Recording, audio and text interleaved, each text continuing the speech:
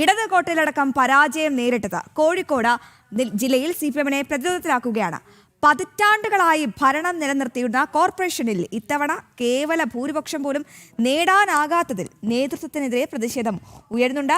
ബാലുശ്ശേരി, വടകര അടക്കമുള്ള ഇടത് കോട്ടകളിൽ നേരിട്ട പരാജയം ജില്ലയിലെ നേതൃത്വത്തെയും അങ്കലാപ്പിലാക്കുന്നുണ്ട്. വിവരങ്ങളുമായി അനഘ ഹർഷൻ ചേരുന്നുണ്ട്. അനഘ കൊണ്ടുവന്ന അനഘയാണ് ഈ വാർത്തയുടെ ഏറ്റവും പുതിയ വിവരങ്ങൾ നൽകുന്നത്. അനഘ, ഈ ഇടതുകോട്ടയിൽ പരാജയം നേരിട്ടതിന് ഈ കുടുംബപ്പോര് രൂക്ഷമാവുകയാണോ? കോഴിക്കോട് ജില്ലയിൽ എന്താണ് അനഘ സംഭവിക്കുന്നത്? സിപിഎം എങ്ങനെയാണ് പ്രതിരോധത്തിലാകുന്നത്?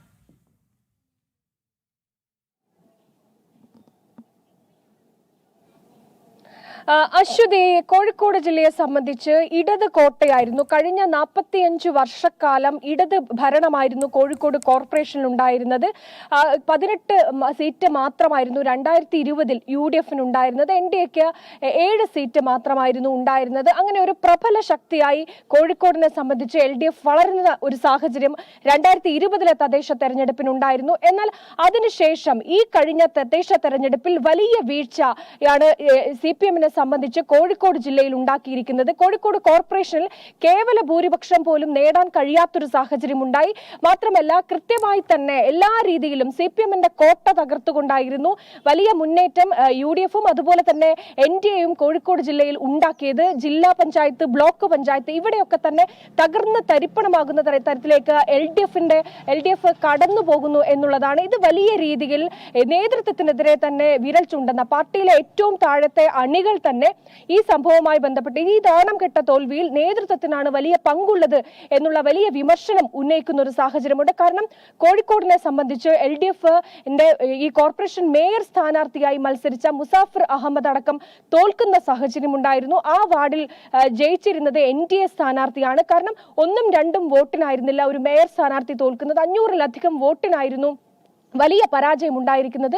ഇത് കേവലം ഒരു സ്ഥലത്തെ മാത്രം സംഭവമല്ല. കോഴിക്കോട്ടെ വിവിധ ഇടങ്ങളിൽ ഇത്തരത്തിൽ LDF-ന് വലിയ പരാജയം ഉണ്ടായ ഒരു സാഹചര്യമുണ്ട്. 2010-ലായിരുന്നു ഇങ്ങനെയൊരു പരാജയം CPM സംബന്ധിച്ച് അന്നുണ്ടായത്. അതിനുശേഷം 2020 വലിയ തിരിച്ചുവരവുണ്ടായിരുന്നു. പിന്നീട് ഈ കാലഘട്ടത്തിൽ നടന്ന തദ്ദേശ തെരഞ്ഞെടുപ്പിൽ വലിയ വീഴ്ചയും മറ്റുമൊക്കെ CPM-നെ സംബന്ധിച്ച് ഉണ്ടാകുന്നുണ്ട്. ഇവിടെയാണ് ഈ വീഴ്ചയുടെ കാരണം എന്താണ് എന്ന് പറയാൻ പോലും ജില്ലാ നേതൃത്വം തയ്യാറാകുന്നില്ല എന്നുള്ളതാണ്. പലവട്ടം ഇതുമായി ബന്ധപ്പെട്ട് പ്രതികരണം ആവശ്യപ്പെടുന്നുണ്ടെങ്കിൽ പോലും ഒരളകുണിച്ച നിലപാട് മാത്രമാണ് ജില്ലാ നേതൃത്വം ഈ സംഭവവുമായി ബന്ധപ്പെട്ട് ഒക്കെ തന്നെ പറയുന്നത്. ഈ സംഭവത്തിലാണ് വലിയ രീതിയിൽ അണികൾക്കിടയിൽ ഈ വിഷയവുമായി ബന്ധപ്പെട്ട് വലിയ പരാതികൾ ഉയരുന്നത്. അതായത് അണികൾക്കിടയിൽ, CPM-ന്റെ അണികൾക്കിടയിൽ നിന്ന് തന്നെ ഒരു വിഭാഗം പറയുന്നത് ശബരിമലയിലെ സ്വർണ്ണക്കൊള്ള, മാത്രമല്ല സർക്കാരിനെതിരെ നിരന്തരം ഉണ്ടാകുന്ന അഴിമതി ആരോപണങ്ങൾ, ഇതൊക്കെ തന്നെ ഈ തദ്ദേശ തെരഞ്ഞെടുപ്പിൽ കാര്യമായി തന്നെ പ്രതിഫലിച്ചിട്ടുണ്ട്.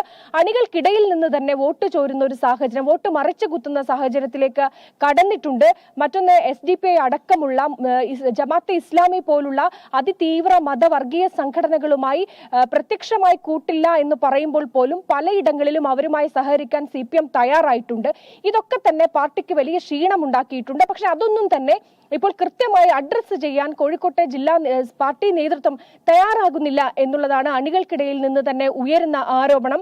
മാത്രമല്ല, ഈ സംഭവവുമായി ബന്ധപ്പെട്ട് കോഴിക്കോട്ട് 76 ഡിവിഷനാണ് കോർപ്പറേഷനിൽ ഉണ്ടായിരുന്നത്. അതിൽ 2020 45 ഡിവിഷൻ, അത് CPM ഒറ്റയ്ക്ക് ഭരിച്ചിരുന്നത് 45 സീറ്റ്. തീർച്ചയായും കാര്യങ്ങൾ വളരെ വ്യക്തമാണ്. കോഴിക്കോട് മാത്രമല്ല പലയിടങ്ങളിലും CPM-ന്റെ കോട്ട തകർന്നടിയുന്ന ഒരു കാഴ്ചയാണ്. അപ്പോൾ കുടുംബപ്പോര് രൂക്ഷമാകും. അനഘ കൊണ്ടുവന്ന വാർത്ത സ്വാഭാവികമായി സംഭവിക്കുന്നതാണ്. കാരണം CPM പ്രതിരോധത്തിലാകുകയാണ്. അത് കോഴിക്കോട് മാത്രമല്ല, സംസ്ഥാനത്തിലുടനീളം പല പതിറ്റാണ്ടുകളായ ഭരണം നിലനിർത്തിയിരുന്ന പലയിടങ്ങളിലും ഭൂരിപക്ഷം പോലും തികയ്ക്കാനാകാത്ത നെട്ടോട്ടമോടുകയാണ് CPM. എന്തായാലും വരുന്ന നിയമസഭാ തെരഞ്ഞെടുപ്പ് നിർണായകമാണ്. ശബരിമല സ്വർണ്ണ കവർച്ചയടക്കം, അഴിമതിയടക്കം, വികസന മുരടിപ്പടക്കം വലിയ രീതിയിൽ കേരളത്തിൽ ചർച്ചയായി എന്ന് വേണം കരുതാൻ.